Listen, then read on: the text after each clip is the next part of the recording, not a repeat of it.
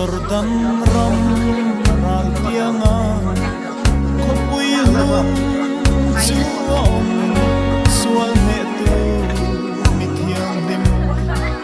te an le kong khar mo ya lu tura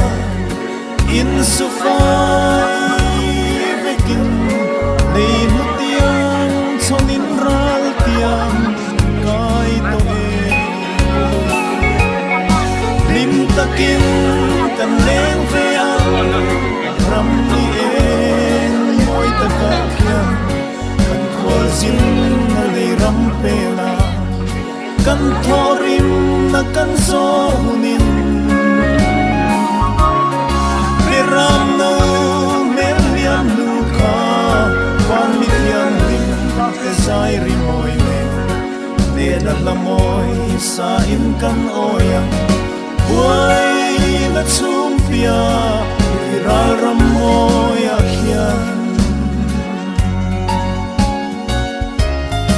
chu khopui aleng te chuan kadam lo veti in lungai na bia thure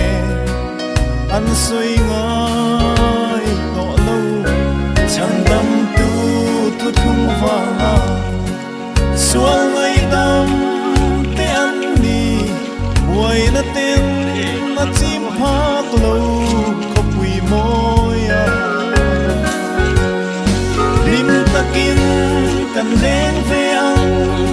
ram ni eng moi takakya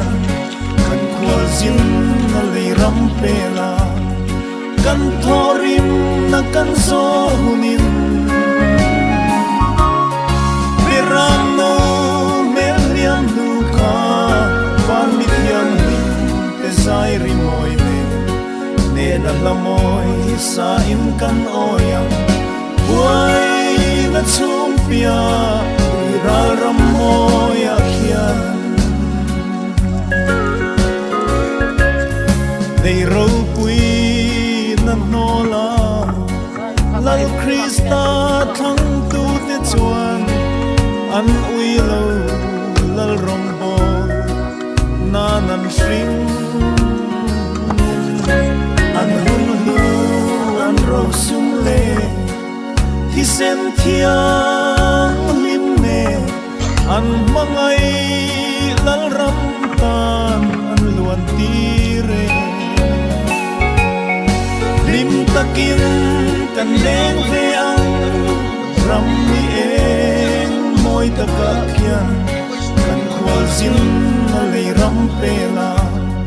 kan thorim na kan so hunin ve ram no mel liam nu kha wan mi thiang din te sai ri moi ne na la moi sa in kan oyang buai na chumpia ral ram moya khian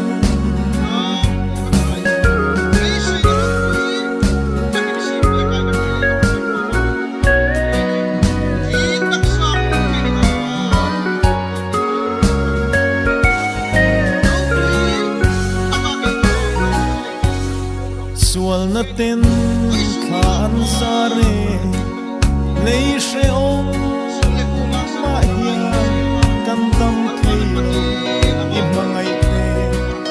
lal i ma tak sale karal dam lo nun tui ha te ta gilita thing nai dam doi ya om lo takin kan leng ve ang ram ni eng moi takakya kan khwal zin na le ram pela kan thorim na kan so hunin ve ram no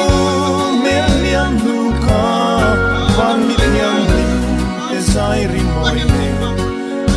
lamoy sa in kan oyang buhay na chumpia iraram moya